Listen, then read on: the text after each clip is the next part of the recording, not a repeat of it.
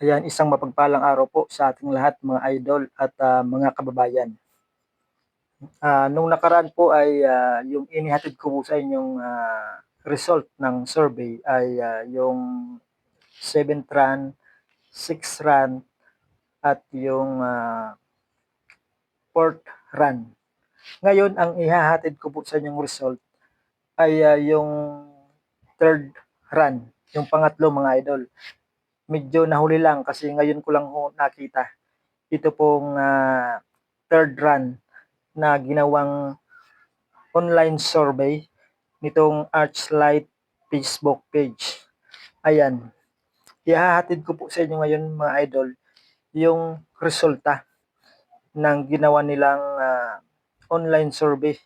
Ayan, pangatlong run na po ito mga idol, itong ihahatid ko po sa inyo. Ayan. So, ang Archlight Facebook page po mga idol ay mayroong nasa 2 million followers sa kanilang Facebook page. Ayan, babasahin ko po sa inyo mga idol. Archlight's Senatorial Preference Survey, 3rd run. Ayan, pangatlo. Survey question. Ito ang tanong nila sa kanilang Facebook page. Kung ngayon ang eleksyon, sino ang iboboto mo? Yun yung kanilang tanong mga idol. Ipinost po nila itong result noong December 21, 2024. Ayan. Poll conducted on December 17 to December 20, 2024. Ayan. Ginawa po nila yung kanilang online survey noong December 17 hanggang December 20, 2024 with 66 senatorial candidates to choose from Archlight with its 1.9 followers. Generated more than 364 and 734 votes. Ayan. Yung mga nag-participate po mga idol ay ang kabuuan po ay 364,734 votes from accumulated survey forms and recorded 2.3 million in total engagements. Ayan, ito po ang result mga idol. Makinig ho kayo. At sigurado tayong may iiyak na naman sa kabilang sa kabilang grupo. Ayan, number 1. Ito pong si Christopher Bungo. Ayan, yung nangunguna po si Christopher Bungo. Yung pangalawa po ay ito pong si Ronald Bato de la Rosa. At ang pangatlo mga idol ay si Pastor Apollo Tibuloy. At ito rin po pang-apat ay ito pong magaling na abogado. Ayan, lagi kong sinasabi sa inyo na itong abogadong ito ay napakagaling at napakatalino. Talagang matapang itong si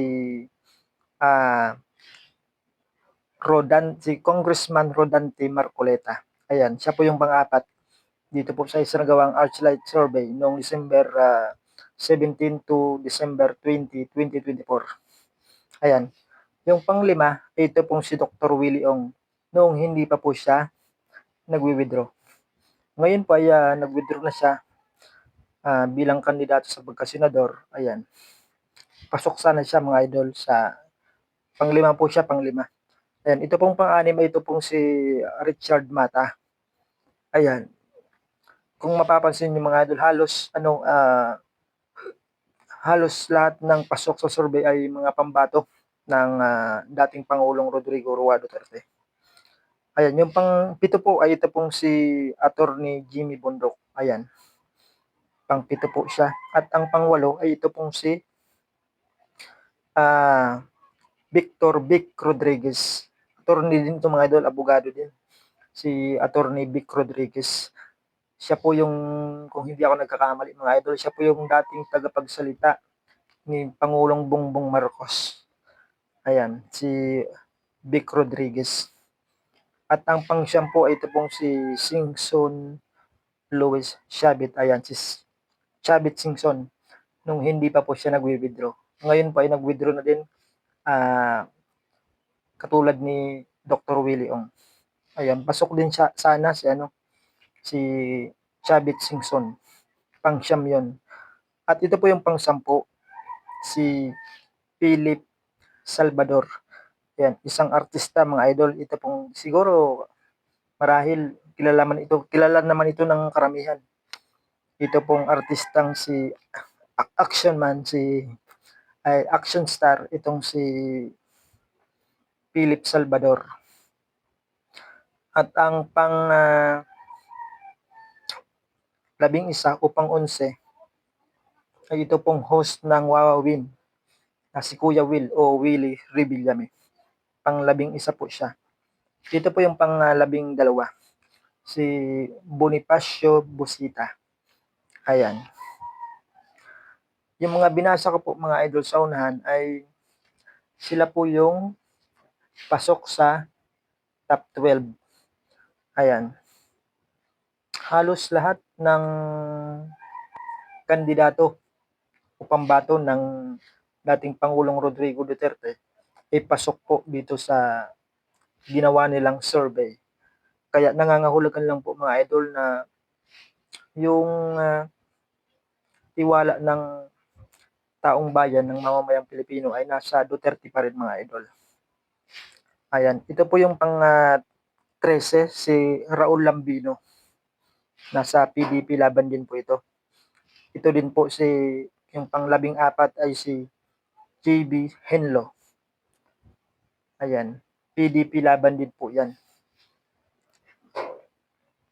At ito pong pang 15, si Panfilo Ping Lacson. Nasa alyansa po yan. Si Ping Lacson. Kaso nasa pang na siya, medyo nasa hindi nakasama sa top 12. Pang 15 po si Panfilo Ping Lacson. Ayan, ito pong pang 16 ay si Manny Pacquiao, yung pambansang kamao. Si Manny Pacquiao, pang 16 po. At ang pang 17, ito pong si Tito Soto, yung host po ng Itbulaga. At yung pang 18, ito pong si Erwin Tulfo, yung kapatid po ito ni Senador Rapi Tulfo. At ang pang 19 o pang 19, ito pong si Gregorio Gringo Hunasan.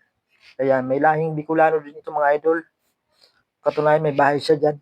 Yan, no? Na andyan lang malapit dito sa kinalalagyan ko ngayon. Si Gringo Hunasan. Pang 19 po siya. At ito pong pang 20 o pang 20. Ito pong si Paulo po lang nito, si Bam Aquino. Paulo Bam Aquino. Pang 20 po siya. At ang pang 21, ito pong si Ariel Kirubin, mga idol. Ang pang 22 naman, ito pong kapatid ng Pangulong Bongbong Marcos na kung tawagin ay Manang. Itong si Manang Aimee Marcos. Pang 22 po siya mga idol. At ito pong pang 23 ay si Bitag Bintolpo. Ayan, kapatid din po ito ni Rapi Tulfo at ni Ervin Tulfo. Ito pong si Bintolpo. Pang 23 po siya mga idol. At ang pang 24 ay ito pong si Cayetano Pilar Juliana Pia. Ayan, si Pia Cayetano po pang 24. So yung mga binasa ko po ay pasok po ito sa top 24 dito po sa isinagawang online survey ng Archlight Facebook page. Ayan, ginawa po nila yung kanilang survey noong December 17 hanggang December 20 na may kabuuang boto na 364,734.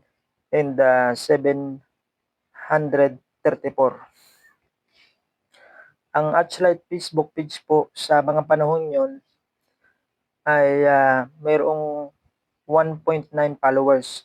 Ngayon siguro nasa 2 million followers na yung Archlight Facebook page mga idol. So yung binasa ko po, ito po yung survey nila na third run, pang-tatlo po mga idol. Ayan. Halos ano talaga, pasok talaga yung pambato ng dating Pangulong Rodrigo Roa Duterte.